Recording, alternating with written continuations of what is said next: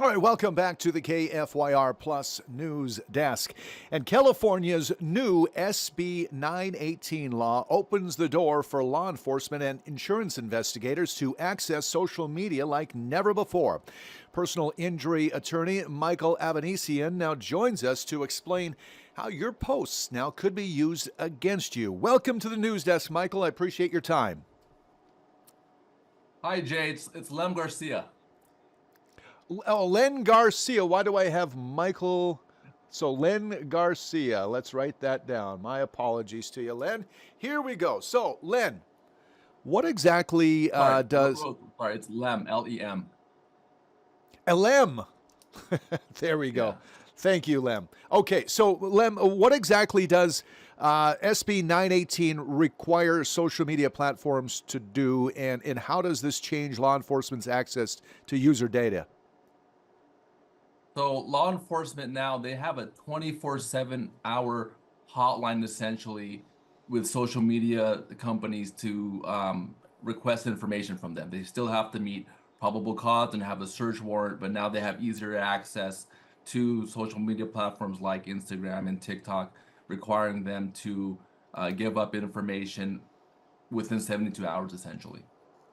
Okay, so does this new law in California allow law enforcement to access private posts, or is it limited to just the public content? Because let's take, for instance, Facebook. You can allow public see posts, or you could allow just your friends to see a post.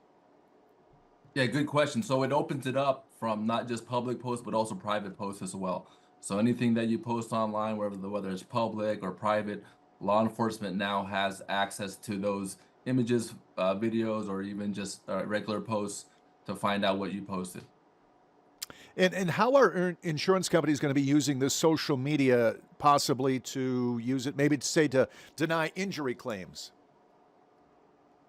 Well, insurance adjusters and defense attorneys, they use social media to essentially diminish the value of your claim or just essentially defend the case, delay payment, and hurt your case. They want to say that you're not hurt. They want to say that you're faking it. And quite frankly, insurance adjusters, defense attorneys, they love social media more than teenagers do. They love to get free evidence. They don't have to follow you around anymore. They can just pull up your social media and find out what you're up to and take those photos out of context, take those videos out of context and say that you're not hurt, that you're absolutely fine, even though you're just, enjoying life. Yeah, I want to go back to the private content thing. I got one more question on that, Lem. How does it define the private content? Can law enforcement access your direct messages between, let's say, you and I, or how about deleted posts? Can they do that with a warrant? It definitely opens it up to that. I think it's still yet to be seen how that works out, but I know that it opens it up your private messages and your private posts to law enforcement. Okay.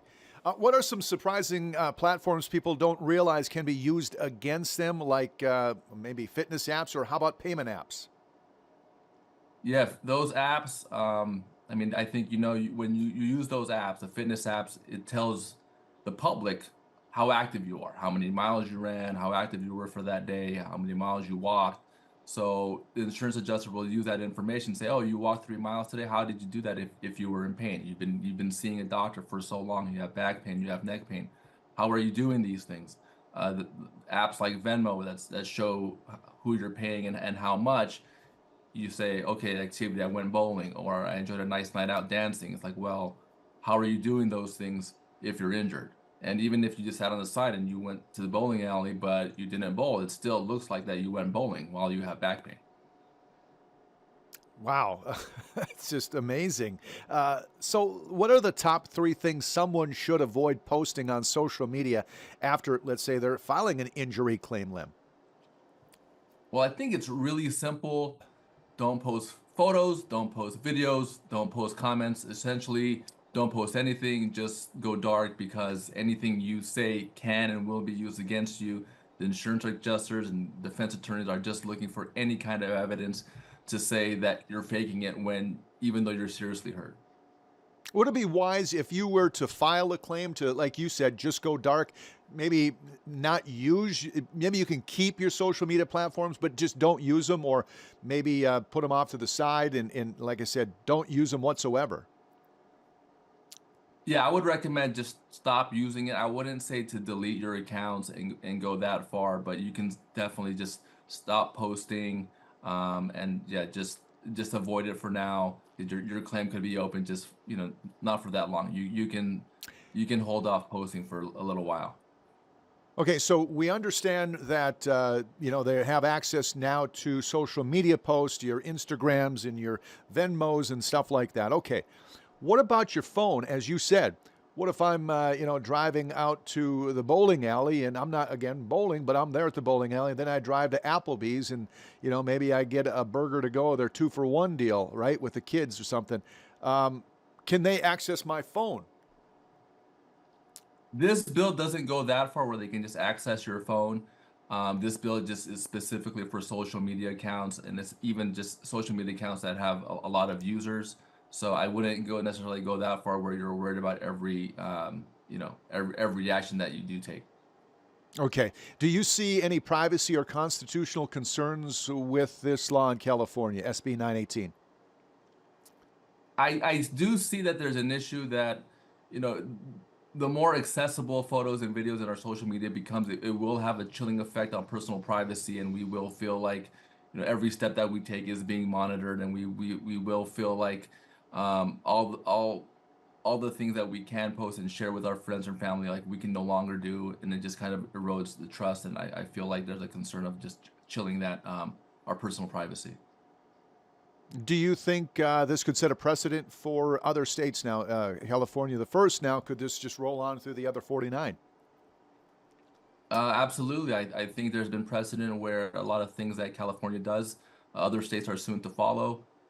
So, I think California was one of the first states to ban smoking indoors, and a lot of states soon followed afterwards. Or, we have plastic straws in California, and a lot of states followed afterwards on that. So I think, yeah, this is just the beginning.